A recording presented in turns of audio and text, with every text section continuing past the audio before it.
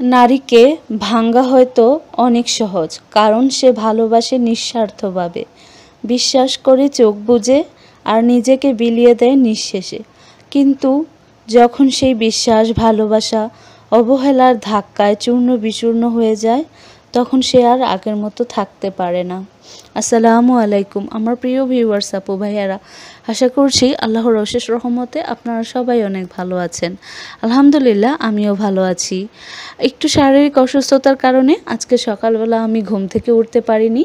তো আমার শাশুড়ি মা আগের দিন গরুর গোশত রান্না করা ছিল, তো পরের দিন সকালবেলা বেশি করে রান্না করেছিলাম। তো পরদিন সকালবেলা মা শুকনো চালের গুঁড়া দিয়ে ঘরের মধ্যে যেহেতু থাকে, তো উনি চিতই পিঠা বানাচ্ছিলেন। তবে উনি মাটির মালসার মধ্যে চিতই পিঠাগুলো বানাচ্ছিল। প্রথম কয়েকটা পিঠা একটু মাঝখান দিয়ে একটু কাঁচা হয়েছিল, কারণ প্রথম পিঠা বানাতে গেলে কিন্তু দুই একটা পিঠা নষ্ট হয়ে যায়, এটা স্বাভাবিক। অনেক ক্ষেত্রেই এমনটা হয়, দেখা যায় প্রথম দুই চারটা পিঠা নষ্ট হয়ে যায়। তারপর কিন্তু পিঠাগুলো খুব সুন্দর করে হচ্ছিল, কিন্তু তারপর আর আমি ভিডিও করিনি। এই তো তারপর আপনাদের ভাইয়াকে পাঠিয়েছিলাম কিছু কাঁচা শাকসবজি আনার জন্য, কারণ ঘরে কোনো রকমের একটা শাকসবজি ছিল না যে আমি রান্না বান্না করব। আর আমার কয়েকদিন ধরেই টক পাতা খেতে খুব ইচ্ছে করতেছিল, এই জন্য বলেছিলাম আমার জন্য টক পাতা নিয়ে এসো। আর বাজারে এখন যে সবজির দাম 100 টাকা, 120 টাকা, 150 টাকার নিচে তো কোনো সবজিই নাই। তো এখন এই সিজনে সবচেয়ে বেশি সস্তা থাকে কলমি শাক আর শাপলা। এই যে দেখেন 20 টাকায় কতগুলা শাপলা এনেছে। আর শাপলা তরকারি কিন্তু আমাদের ঘরে সবাই খায়। ছোট ছোট চিংড়ি মাছ দিয়ে রান্না করলে খেতে অনেক বেশি মজা লাগে। তো এখানে কিন্তু অনেকগুলা শাপলা ছিল, চাইলে 2 দিনেও রান্না করতে পারতাম, কিন্তু যেহেতু আমি ভাতের তুলনায় সবজিটা বেশি খাই, তাই সবগুলোই রান্না করেছি। আর এখন বাজারে যে পুঁইশাকের ডগাগুলো পাওয়া যায়, ওগুলো কিন্তু দেখা যায় যে আগা থেকে সামান্য হয়তো 1 গিভা পরিমাণ বা 1.5 গিভা দেখা যায় যে শুধু পুঁইশাকের উপরের অংশটাই নেওয়া যায়, আর নিচের সবটুকু ফেলে দিতে হয়। আর বলেছিলাম আমার অনেক দিন ধরে টক পাতা, আমাদের এদিকে বলে চুয়ার পাতা অনেক দিন ধরে খেতে মন চাচ্ছিল। তো আগে তো আমাদের খেতে অনেকগুলো চুয়ার পাতার গাছ ছিল, তো কয়েকদিন পরপরই চুয়ার ফল দিয়ে ডাল রান্না করতাম, টক রান্না করতাম, পাতার ভর্তা বানাতাম। তো এখন কিনে আনতে হয়েছে। আর এখন 260 টাকা কেজি সিম। তো আপনাদের ভাইয়ার নাকি খুব সিমের তরকারি খেতে ইচ্ছে করতেছিল, তো সে এখানে 250 গ্রাম সিম নিয়ে আসছে, আর সাথে 250 গ্রাম টমেটো নিয়ে আসছে। টমেটো, সিম এগুলোর কিন্তু এখন অনেক দাম। আর হাফ কেজি পটল, হাফ কেজি বেগুন, কাঁচামরিচ এগুলো নিয়ে এসেছে।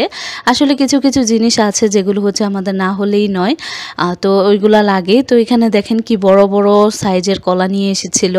তো কলাগুলোও খুব সস্তায় আনছে, তো অনেক বড় বড় সাইজের কলা ছিল, সাগর কলা। তো এইগুলো ফানা থেকে ছুটে গিয়েছে, এই জন্য একটু রিজনেবল প্রাইসে বিক্রি করেছে নর্মাল প্রাইসের তুলনায়। তো আমি সবগুলো বাজার দেখছিলাম, আর তারপর সমস্ত বাজারগুলো একটু গুছিয়ে রেখে তারপর আমি সমস্ত বাজার সদাইগুলো একটু দেখে তারপর গুছিয়ে রেখে দিলাম।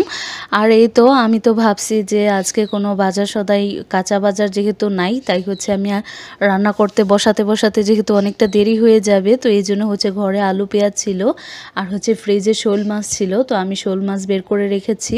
তো আমাদের ঘরে কিন্তু শোল মাছ আলু পেঁয়াজ দিয়ে দো পেঁয়াজা করা হয় বা ভুনা করা হয়। তো ভাবলাম যে শোল মাছগুলো যেহেতু অনেক দিন হয়ে গিয়েছে, তো আজকে আলু পেঁয়াজ দিয়ে রান্না করে ফেলি।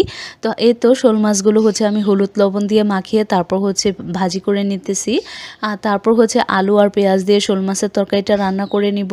ভেবেছিলাম একটা ভাত একটা তরকারি রান্না করব, তারপর যেহেতু শাপলা নিয়ে চলে আসছে, তো মাকে বললাম শাপলাগুলো একটু কেটে দিতে। তো আমি তরকারি রান্না করতেছি, আর ওদিকে মা শাপলা ভাজি করতেছে। তো আমি শাপলা কাটতেছে, আর এদিকে আমি চিংড়ি মাছ বেছে নিতেছি। ফ্রিজ থেকে চিংড়ি মাছ বের করে নিয়েছি।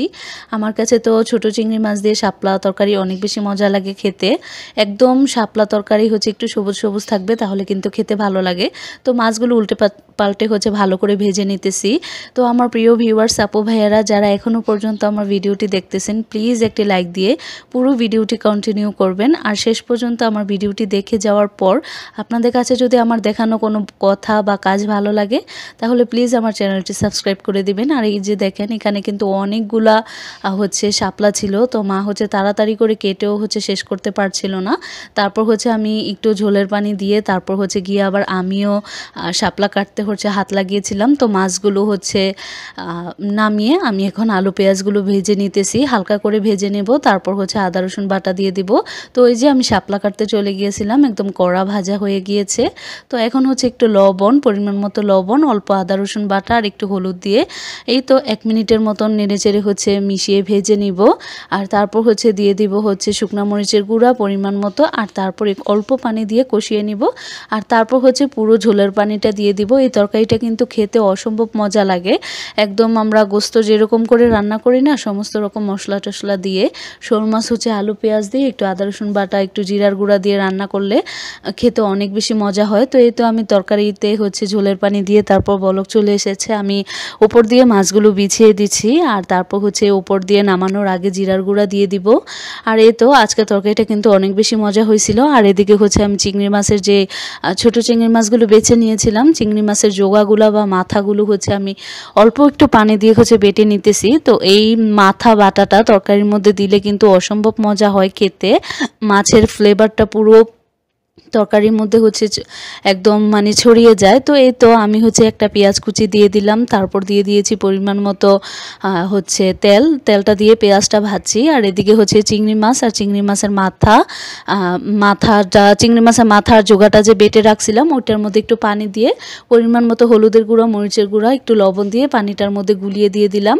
এদিকে হচ্ছে মা হচ্ছে আমড়া কেটে দিচ্ছিল। তো কয়েকদিন আগে হচ্ছে আমড়া আনা হয়েছিল, তো আমি তো আলসেমি করে কাটিই না, মা হচ্ছে আমড়া কাটতেছে, শশা কাটতেছে। এদিকে তেলের হচ্ছে জারটা শেষ হয়ে গিয়েছিল, মানে তেল শেষ হয়ে গিয়েছিল, একটু তেল ঢেলে নিলাম। এই তো আমি হচ্ছে এখন রান্না শাপলাটা বসিয়ে দিয়ে তারপর হচ্ছে অন্য কাজ করে নিব। সকালবেলা হচ্ছে চিতই পিঠা দিয়ে খাওয়ার জন্য গরুর মাংসের সাথে শুটকির ভর্তাও বানিয়েছিলাম। তো শুটকির ভর্তা দিয়ে হচ্ছে এখন ভাত খাচ্ছি। সাথে নিয়ে নিয়েছি একটা বোম্বাই মরিচ, কারণ শাপলা তরকারির মধ্যে তো একদমই ঝাল খাটে না। হলুদ মরিচ তারপর লবণ অনেক কম দিতে হয়। এই যে দেখেন এক হাঁড়িতে হচ্ছে শাপলাগুলো আটতেছিল না যখন কাঁচা ছিল, আর এখন কতটুকু হয়ে গিয়েছে রান্না করার পর। এই জন্য সবসময় যখন আপনারা শাপলা রান্না করবেন লবণটা খুব সাবধানে দিবেন। তো এই তো আমি এখন বোম্বাই মরিচ দিয়ে শাপলা তরকারি দিয়ে ভাত খাচ্ছি। আজকের ব্লগটি ছিল এই পর্যন্তই। সবাই ভালো থাকবেন, সুস্থ থাকবেন। দেখা হবে, কথা হবে নতুন কোনো ব্লগে।